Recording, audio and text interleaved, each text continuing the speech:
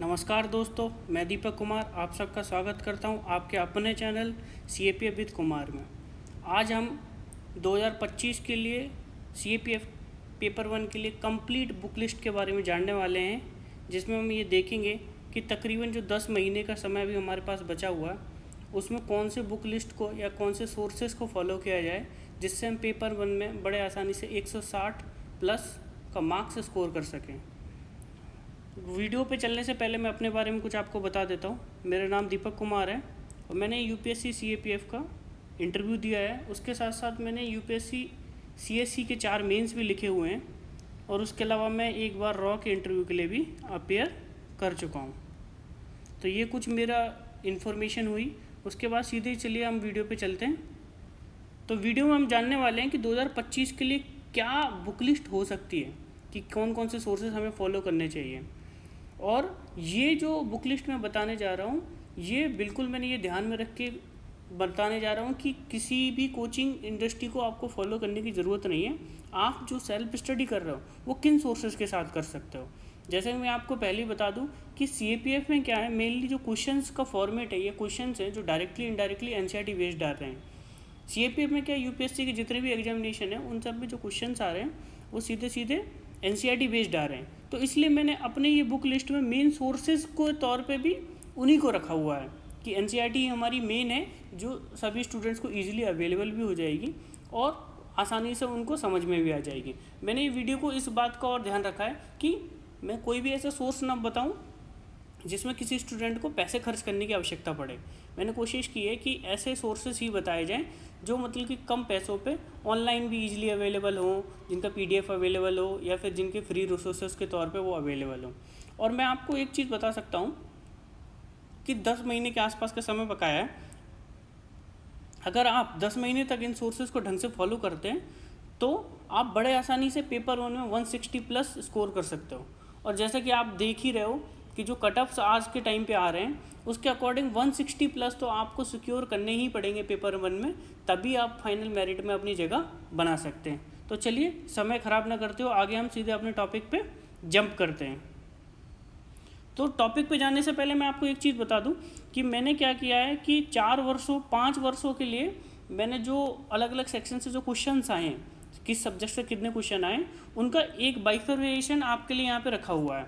तो एक बार इसको डिस्कस कर लेते हैं, फिर उसके बाद हम आगे बढ़ते हैं। जैसे कि आप सामने देख रहे हैं कि सबसे पहले साइंस सब्जेक्ट के बारे में देख लेते हैं। साइंस सब्जेक्ट में 2024 में 24 क्वेश्चन आए हैं, जबकि 2023 में 28 क्वेश्चन आए हैं और 2022 में 25 क्वेश्चन आए और 21 में 30 क्वेश्चन आए थे, 2020 में 29। तो आप देख रहे होगे कि साइंस में एक ओवरऑल जो रेंज बनी हुई है वो 24 से लेके 30 क्वेश्चन की एक रेंज बनी हुई है। हर ईयर तकरीबन इतने क्वेश्चन आते हैं। और मैं आपको एक और चीज़ बता दूं कि इसके ज़्यादातर क्वेश्चन NCERT से सॉल्व हो जाते हैं। इसके जो ज़्यादातर क्वेश्चन है वो NCERT बेस्ड होते हैं और NCERT से सॉल्व हो जाते हैं। NCERT इसके अलावा हमें थोड़ी बहुत ही चीज़ें होती हैं जो बाहर रेफर करने की ज़रूरत पड़ती है, नहीं तो ये NCERT से क्वेश्चन सॉल्व हो जाते हैं। सेकंड लेवल पे अगर हम पॉलिटी को देखें तो पॉलिटी के इस ईयर 10 क्वेश्चन आए थे, 2023 में 10 क्वेश्चन आए थे, 2022 में 11 क्वेश्चन आए थे, 1 में आए थे 15 और 20 में आए थे 19। तो आप देख रहे हो कि लास्ट 3 ईयर से एवरेज 10 क्वेश्चन के आसपास पॉलिटी सेक्शन से आ रहे हैं, जबकि इससे पहले इसका वेटेज ज़्यादा होते थे। तो अभी हम देख रहे हैं कि इसका वेटेज थोड़ा कम हुआ है। फिर भी अपन बोल सकते हैं कि 10 क्वेश्चन ऑन एवरेज पॉलिटी से आते हैं। थर्ड, हिस्ट्री पे हम देखें तो हिस्ट्री में ये जो प्लस करके मैंने आपको दिखाया है, इसमें ये दिखाने की कोशिश की है, ये जो 3 क्वेश्चन हैं ये 3 क्वेश्चन मॉडर्न इंडिया के हैं और ये जो प्लस 12 क्वेश्चन है वो ancient India plus medieval India के हैं। तो इसी तरीके से आप देखेंगे कि 2024 में 3 क्वेश्चन आए मॉडर्न इंडिया से और 12 क्वेश्चन आए हैं एंशियंट और मिडिवल से, और 2023 में 4 क्वेश्चन आए मॉडर्न इंडिया से, जबकि 16 क्वेश्चन आए हैं किससे, मिडिवल और एंशियंट इंडिया से। और 2022 में आए 7 क्वेश्चन मॉडर्न इंडिया से और 12 क्वेश्चन एंशियंट और मिडिवल से। वहीं 2021 में क्या हुआ, 8 क्वेश्चन आए हैं मॉडर्न इंडिया से और 13 क्वेश्चन आए कहाँ से, एंशियंट और मिडिवल से। सेम हम यहाँ पे भी देख पा रहे हैं कि मॉडर्न इंडिया का वेटेज 6 क्वेश्चन का रहा है 2020 में, और जबकि एंशियंट और मिडिवल का वेटेज 14 क्वेश्चंस का रहा है। तो आप इसमें एक चीज़ देखेंगे कि यहाँ पे एंशियंट इंडिया का बहुत ज़्यादा वेटेज है, एंशियंट इंडिया का बहुत ज़्यादा वेटेज है, एंशियंट और मिडिवल का। इकोनॉमिक्स की बात करें तो इकोनॉमिक्स में अभी हम एक ट्रेंड को फाइंड कर पा रहे हैं कि इस ईयर 17 क्वेश्चन आए थे, लास्ट ईयर आए थे 12 क्वेश्चन, 2022 में 9 क्वेश्चन, 1 में आए थे 10 और 20 में आए थे 11। तो हम एक चीज़ देख रहे हैं, लास्ट जो 2023 के 2023, 2022 और 1 और 20 में जो क्वेश्चन आए थे वो ऑन एवरेज 9 to 12 के बीच में वेरी कर रहे हैं। इस बार इसमें एक स्पाइक देखा गया है जो 17 क्वेश्चन के आसपास है, तो ये सेक्शन हमारे लिए इम्पोर्टेंट हो जाता है। और इस स्पाइक के साथ साथ हम एक और चीज़ देख रहे हैं कि इसमें जो सेक्शन जिससे क्वेश्चन ज़्यादा आ रहे हैं जो इस ईयर आए हैं, वो हमारा जो ट्रेडिशनल सेक्शन जिससे CAPF क्वेश्चन पूछता था कि मैक्रो इकोनॉमिक्स वाले सेक्शन से क्वेश्चन पूछ ले, तो उसकी जगह उसने इस बार फाइनेंस वाले सेक्शन से क्वेश्चन पूछने की कोशिश की है। फाइनेंस में भी जैसे फाइनेंस कमीशन पे अकेले 3 क्वेश्चन थे, तो हम एक चीज़ बोल सकते हैं कि इसमें उसका इंटरेस्ट बढ़ रहा है और इसमें फ्यूचर में वो और क्वेश्चन पूछ सकता है। और वहीं करंट अफेयर की बात करें तो इस ईयर तकरीबन 18 क्वेश्चन आए थे, 17 क्वेश्चन लास्ट ईयर आए थे, 2022 में 17 आए थे, 1 में आए थे 14 और 20 में आए थे 10। तो ये हम बोल सकते हैं लास्ट 3 ईयर में 17 to 18 का वेटेज इसमें बना हुआ है, 18 to 17 का वेटेज इसमें कंटिन्यूसली बना हुआ है। अब नेक्स्ट हम देख लेते हैं कि मैथ और रीजनिंग में इस बार स्ट्रेट फॉरवर्ड 20 क्वेश्चन आए थे, और जबकि लास्ट ईयर ये हो रहा था कि 15 to 16 क्वेश्चन हर ईयर के आसपास आ रहे थे, इस बार 20 आए थे, 5 क्वेश्चन के आसपास ज़्यादा आए। तो ये भी हमें ध्यान में रखने की ज़रूरत है कि मैथ और रीजनिंग एक ऐसा सेक्शन है जिसके क्वेश्चन को ईजिली सॉल्व किया जा सकता है और स्कोर किया जा सकता है।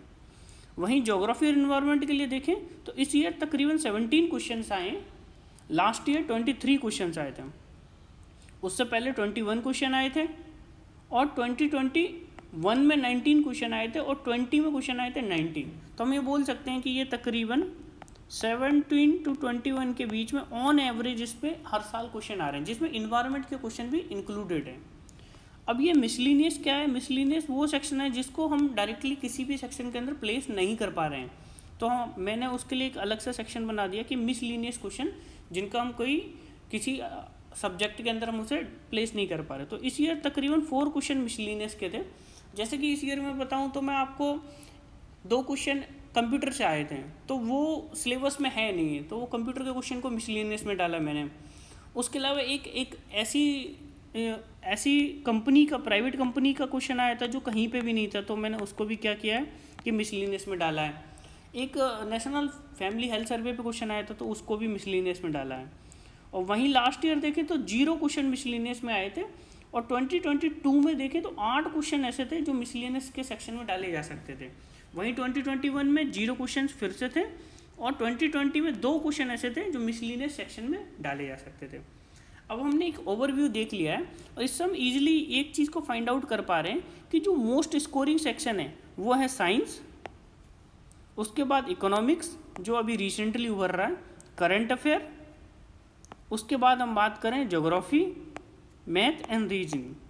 अब आप सोच सकते हैं कि सर ने हिस्ट्री वाले सेक्शन को मोस्ट स्कोरिंग सेक्शन में क्यों नहीं डाला है, तो मैं आपको बता दूं कि हिस्ट्री के क्वेश्चन बहुत ही ट्रिकी आ रहे हैं। जो डायरेक्टली क्वेश्चन आ रहे हैं वो तो NCERT से बन सकते हैं, अदरवाइज कुछ बहुत वीक क्वेश्चन आ रहे हैं जिनको बनाना इतना आसान नहीं है, और वो ऐसे सोर्सेज से वो क्वेश्चन आ रहे हैं कि अगर हम उन सोर्सेज को पढ़ने के लिए जाएँ तो वो बुक ही 300-400 पेज की, 400 पेज की बुक है, और उसका आउटपुट हम निकाल नहीं पाएंगे, तो वो हमारे लिए बहुत मुश्किल हो जाता है। तो उसमें हमारे पास एक ही तरीका है कि हम सिलेक्टिव स्टडी ही कर सकते हैं। चलिए अब सीधे हम सब्जेक्ट वाइज बुक लिस्ट और सोर्सेज के बारे में जानने की कोशिश करते हैं कि क्या क्या सोर्सेज होने चाहिए। तो पहला हमारा जो सब्जेक्ट है वो साइंस का सब्जेक्ट है। अब साइंस के सब्जेक्ट में देखिए, कुछ जिसको बिल्कुल नॉन साइंस बैकग्राउंड है वो भी घबराए ना, वो स्टार्ट करें, क्या करें, वो 6 to 8 की NCERT से स्टार्ट करें, कि पहले आप 6 to 8 की NCERT पढ़ें आराम से, फिर उसके बाद आप क्या करें, क्लास 9th की और 10th की NCERT को लाइन बाई लाइन पढ़ें। अब ये लाइन बाई लाइन में इसलिए बोल रहा हूँ क्योंकि मैक्स क्वेश्चन है वो यहीं से उठ के आ रहे हैं, लाइनों से, इन्हीं लाइनों से वो क्वेश्चंस बना रहा है CAPF, और कुछ कुछ क्वेश्चन वो क्या करता है कि क्लास 11th की एनसीईआरटी के जो सिलेक्टेड चैप्टर्स हैं वहाँ से बना रहा है।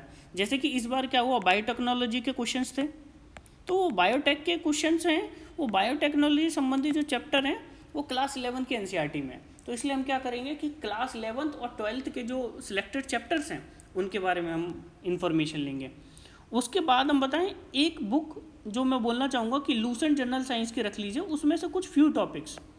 अब जैसे कि देखिए कि अलाउस के बारे में जो चर्चा हमारे एनसीईआरटी में की गई है वो इनकम्प्लीट है, बहुत सारे और अलाउस होते हैं वो है नहीं है, और एग्ज़ाम में वो पूछता है, तो उन अलाउस के बारे में कुछ हमें जानना हो तो वो यहाँ से मिल सकता है। अब जैसे कोई बैक्टीरियल डिजीज़ है तो उस बैक्टीरियल डिजीज़ या वायरस से जो डिजीज़ होता है वो इसमें इस बुक में दिया हुआ है अच्छे से टेबुलर फॉर्म में।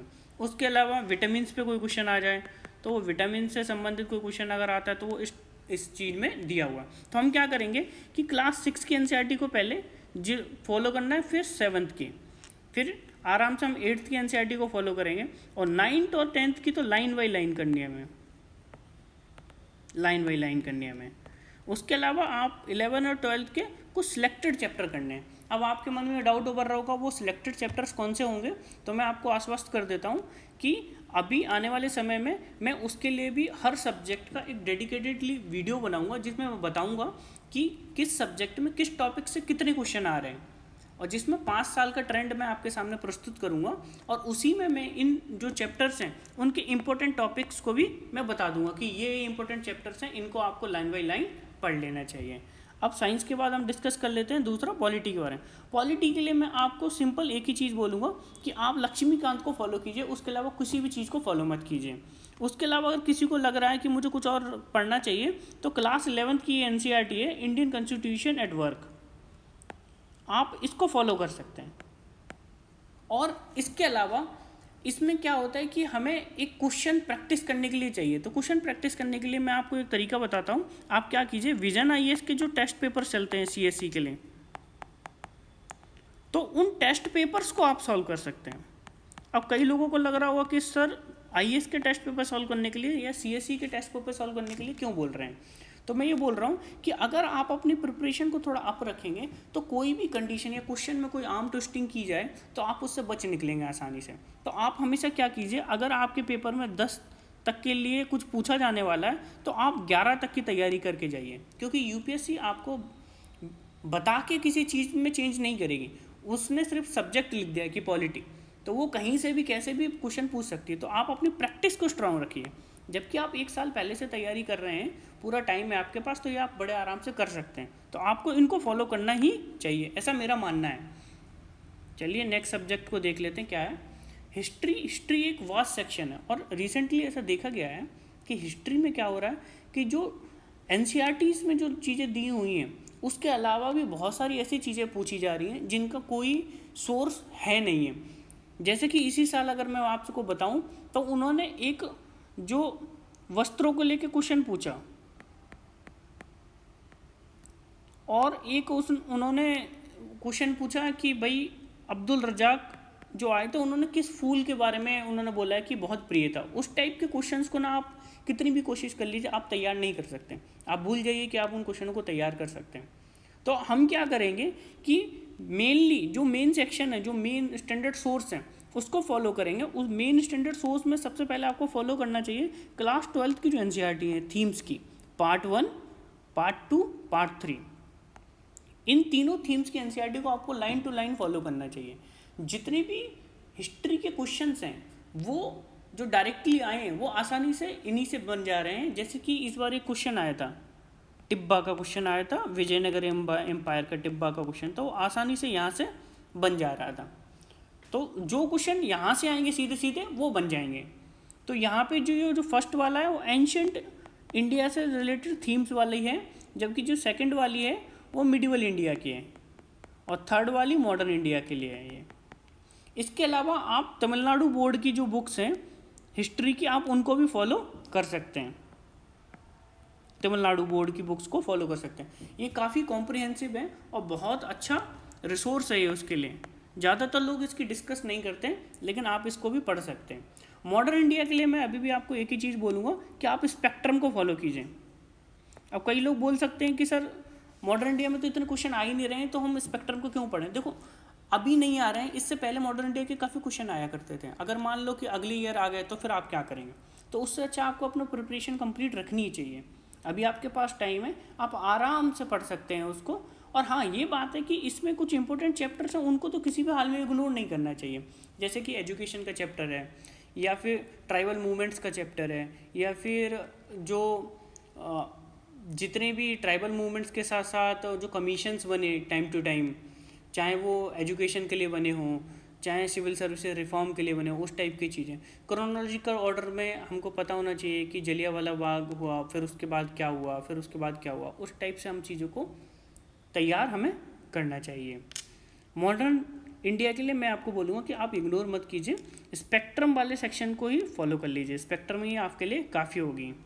उसके बाद हम चलते हैं ज्योग्राफी के लिए। जैसे कि मैं ज्योग्राफी के लिए आपको पहले बताया कि ज्योग्राफी और इन्वायरमेंट से रेगुलरली बहुत सारे क्वेश्चन आ रहे हैं, और उन क्वेश्चनों को वेटेज बहुत अच्छा है, और ये question easy to moderate level के क्वेश्चन होते हैं, जिन्हें हम बड़ी आसानी से हम बना सकते हैं। तो उसके लिए आप सबसे पहले क्या कीजिए कि क्लास 6 to 8 की एनसीईआरटी को फॉलो कीजिए थॉरली। जो आपकी बेसिक फंडामेंटल हैं वो 6 to 8 की एनसीईआरटी आपको कंप्लीट करा देगी, जितने भी आपके बेसिक्स हैं वो आप ये करवा देगी। उसके बाद आप क्या कीजिए कि क्लास 11th की एनसीईआरटी और क्लास 12 की एनसीईआरटी। क्लास 11th की कौन सी एनसीईआरटी है मैं आपको बता रहा हूँ, ये है फंडामेंटल ऑफ फिजिकल ज्योग्राफी, ये वाली एनसीईआरटी। और उसके अलावा ये इंडियन फिजिकल इन्वायरमेंट वाली एनसीईआरटी। ये दो एनसीईआरटी आपको थॉरली करनी चाहिए। देखो ज्योग्राफी में क्या है, मैक्सिमम जो क्वेश्चन आ रहे हैं वो क्वेश्चन आ रहे हैं हमारे फिजिकल ज्योग्राफी से। फिजिकल ज्योग्राफी का वेटेज ज़्यादा है, तो हमको भी फोकस करके क्या करना चाहिए कि फिजिकल ज्योग्राफी पे हम भी अपना टाइम दें ज़्यादा। सिंपल सी बात है, जिसका जितना वेटेज है उतना हम उसको ज़्यादा टाइम देंगे। और उसके साथ आपको क्या करना चाहिए कि आप इस बुक को फॉलो कर सकते हैं। जीसी लियोंग की बुक है फिजिकल ज्योग्राफी के लिए, आप उसको फॉलो कर सकते हैं। ज्योग्राफी की ये बुक आपके लिए बहुत हेल्पफुल होगी। उसके साथ हमें बहुत ध्यान से देखो, हर साल 2 से 3 क्वेश्चन एटलस बेस्ड आते ही आते हैं, मैप बेस्ड आते ही आते हैं। हाँ, ये बात सही है कि वो क्वेश्चंस होते हैं वो करंट अफेयर बेस्ड होते हैं। फिर करंट अफेयर बेस्ड होते हैं तो हम क्या करेंगे कि करंट अफेयर बेस्ड ज़रूर है, तो हम करंट के साथ साथ ये स्टूडेंट एक एटलस को रखेंगे, उसके साथ चीज़ों को फॉलो करते चलेंगे कि अच्छा ये लोकेशन, अगर मान लो यूक्रेन, जैसे इस बार यूक्रेन पे क्वेश्चन आया था, तो यूक्रेन न्यूज़ में, तो यूक्रेन किन किन से अपना बाउंड्री शेयर करता है, कौन कौन सी कंट्रीज़ हैं, तो हम इस टाइप से, या फिर उसके आसपास में कौन सा सी है, तो वहाँ पे कौन सी स्ट्रेट है, तो उस चीज़ को हम देख के जाएंगे। तो उसके लिए एटलस होना आपके पास बहुत ज़रूरी है। इसके बाद इकोनॉमिक्स हाल के समय में एक ऐसा सब्जेक्ट बन के उभरा है जिनका वेटेज बढ़ रहा है। तो आप एक चीज़ ध्यान देने की ज़रूरत है कि यहाँ पे जो इकोनॉमी आपसे पूछी हुई ना, वो जनरल इकोनॉमी है, वो ऐसा कुछ स्पेसिफिक आपसे थ्योरीज वगैरह चीज़ें नहीं पूछ रहा, बड़ी सिंपल चीज़ें पूछ रहा है जो आपको प्रैक्टिकली पता होना चाहिए।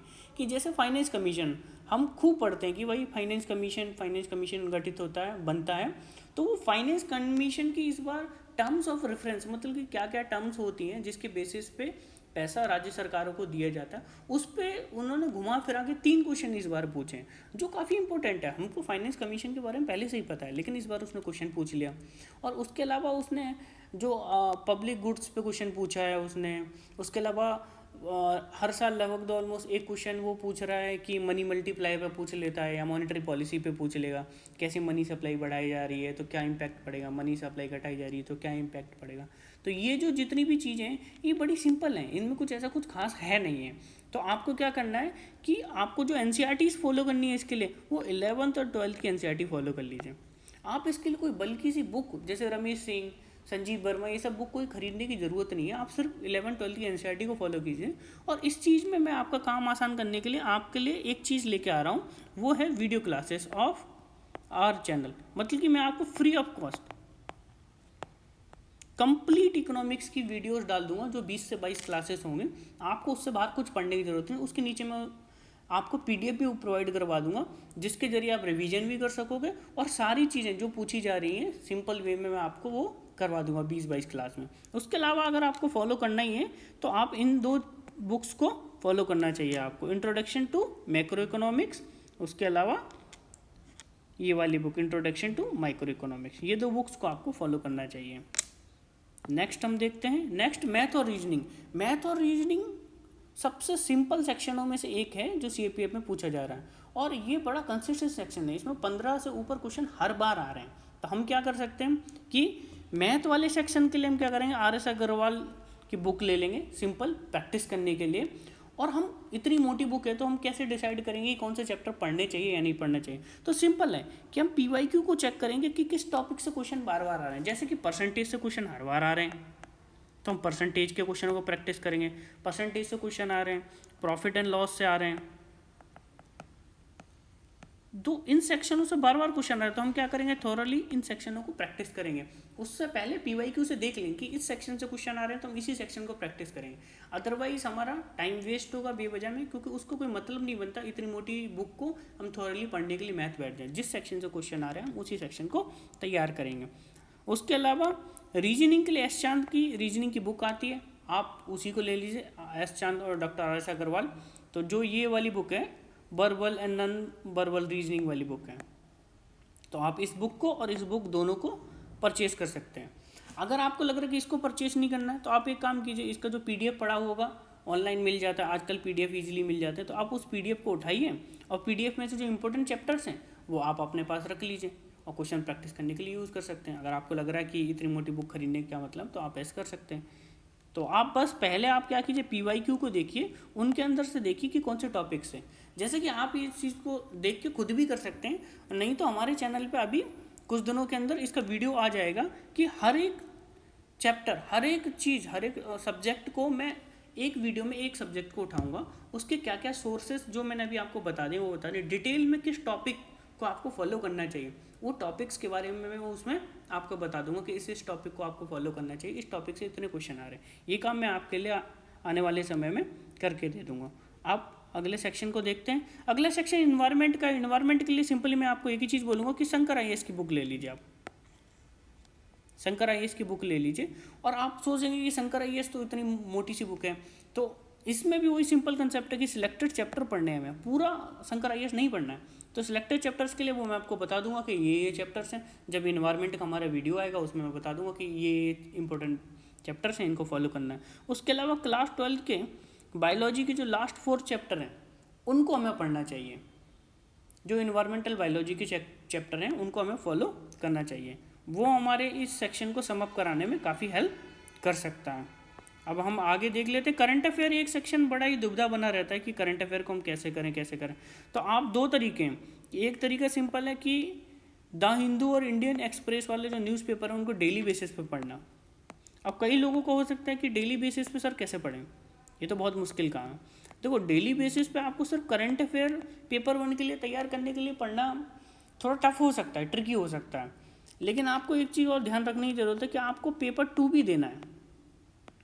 अब पेपर 2 में आपको बहुत सारे करंट अफेयर बेस्ड जो टॉपिक्स हैं वो आते हैं, उनको 300 वर्ड में ऐसे भी लिखना होता है, कभी कभी आर्गूमेंट काउंटर आर्गूमेंट भी लिखना होता है। तो हमें क्या करना पड़ेगा कि ये जो चीज़ है ना, जो ये चीज़ है ये हमें पेपर 2 में बहुत हेल्प कर सकती है।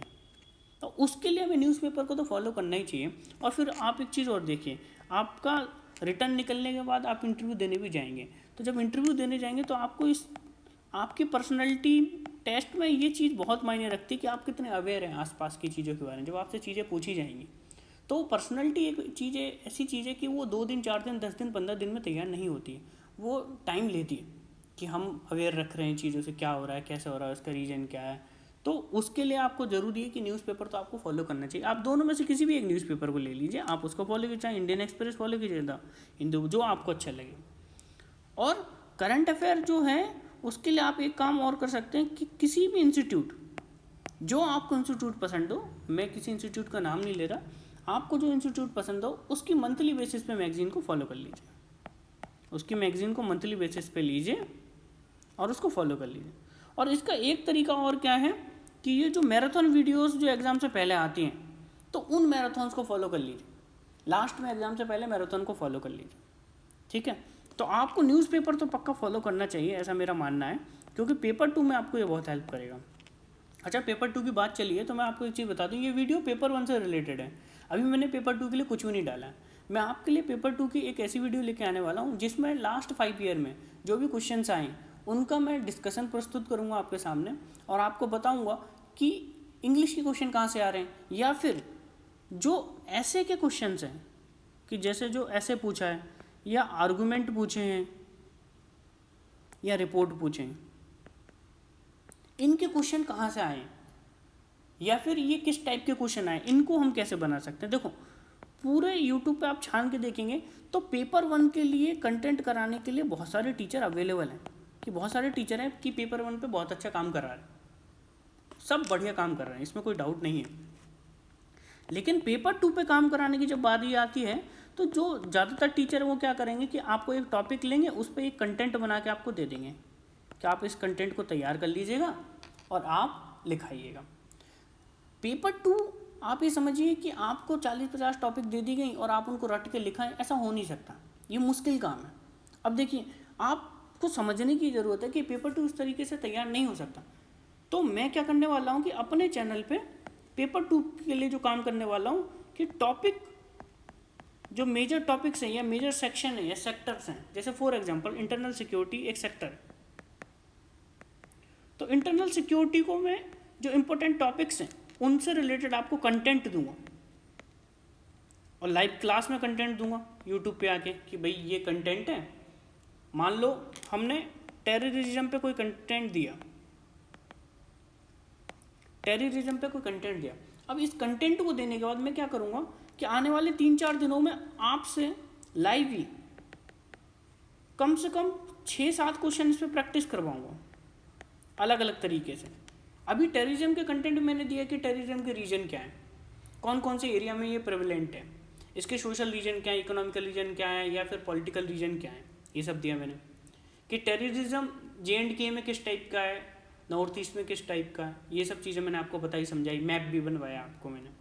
फिर मैं क्या करूँगा कि आपसे ही आंसर फ्रेम करवाऊँगा कि आप देखो कि अच्छा इस टाइप का क्वेश्चन आ गया, ये ऐसे आ गया, तो आप क्या करोगे, तो आप कैसे उसके बारे में लिखोगे, तो मैं आपसे प्रैक्टिस करवाऊँगा।